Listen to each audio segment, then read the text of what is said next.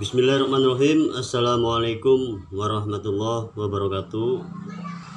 Jumpa lagi bersama saya Yujen dari Divisi Marketing. Kali ini saya akan membahas yaitu tugas supervisor marketing.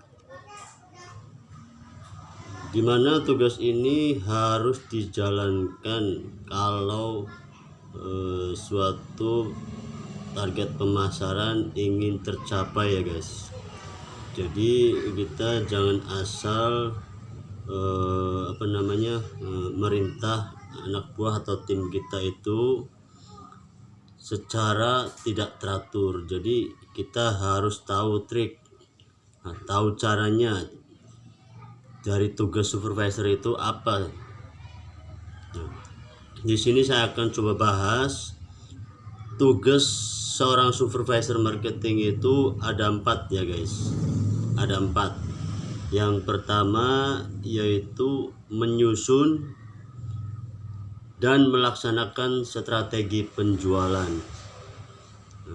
Dengan kata menyusun dan melaksanakan, jadi kita harus menyusun dulu guys strateginya.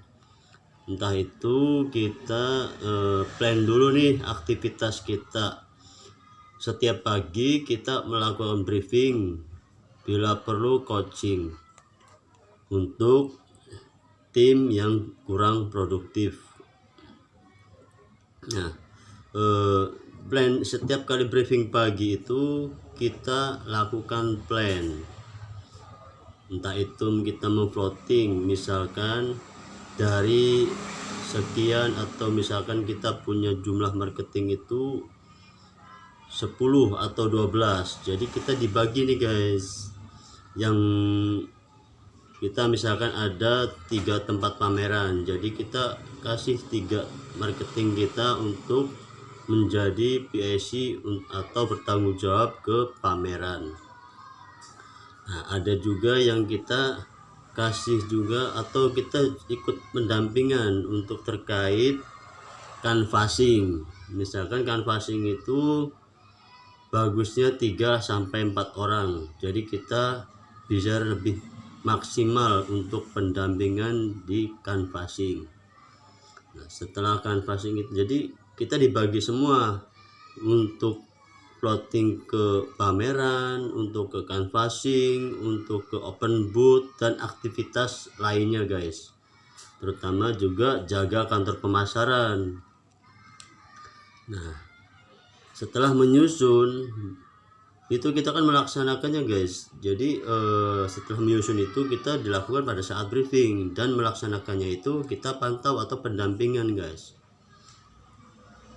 Nah, yang kedua yaitu memastikan strategi penjualan berjalan. Nah, setelah kita melakukan briefing tadi, kita baru untuk melakukan atau memastikan strategi penjualan atau berjalan, yaitu kita bisa melakukan pemantauan atau pendampingan yang sekiranya benar-benar aktivitas itu berjalan sesuai atau dengan efektif guys. Nah, yang ketiga yaitu melakukan fungsi koordinasi, support dan pengawasan. Nah, seperti yang tadi saya bilang guys, setelah melakukan fungsi koordinasi tadi kita by phone, by chat, atau lebih efektifnya sih koordinasi itu melakukan by phone atau chat. Nah, fungsi koordinasi itu ya tadi intinya fungsi koordinasi itu kita melakukan koordinasi itu laporannya seperti apa gitu, hasil dari canvassingnya itu, hasil dari pamerannya itu atau open boothnya itu seperti apa, itu perlu dilakukan koordinasi. Jadi ada fungsi dan manfaatnya. Setelah itu support dan pengawasan. Support dan pengawasan itu kalau misalkan dari hasil koordinasi itu dari tim atau marketing kita butuh, oh iya Pak, saya butuh ini, butuh ini, butuh ini, dan kita harus support. Gimana caranya kita harus support? Karena dengan support kita itu bisa menunjang penjualan kita, guys. Nah, jadi poin yang ketiga tadi, melakukan fungsi koordinasi, support, dan pengawasan itu sangat penting. Dan yang keempat, tugas dari seorang supervisor marketing sendiri yaitu mencapai target penjualan produk perusahaan. Gimana caranya nih guys untuk mencapai target yang diberikan perusahaan? Ya tadi, untuk yang ketiga tugas poin tadi harus dijalankan. Itu pasti, bukan tidak mungkin, bakal tercapai untuk target dari perusahaan tersebut. Jadi untuk tugas supervisor marketing sendiri yaitu tadi 4 poin tadi, dan harus benar-benar dijalankan ya guys.